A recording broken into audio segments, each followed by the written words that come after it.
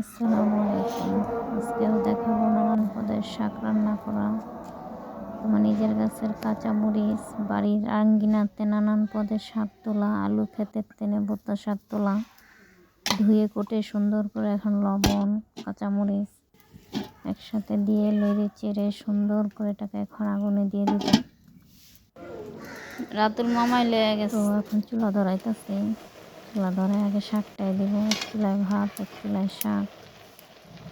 তো এরকম আস্তে আস্তে সুন্দর করে জাল দিয়া সিদ্ধ করা শেষ। এখন বাগার দেব রসুন পেঁয়াজ দিয়ে সুন্দর মতো লাল করে ভেজে তাকে এখন শাকের উপরে দিয়ে দিব। তো শাকের সাথে দিয়ে শাকটাকে ভালো মতো ঘুটে নাড়াচাড়া দিয়ে সুন্দর মতো রান্না করা প্রায় শেষ। রান্নাটা যদি ভালো লাগে লাইক শেয়ার ও সাবস্ক্রাইব করবেন। ধন্যবাদ।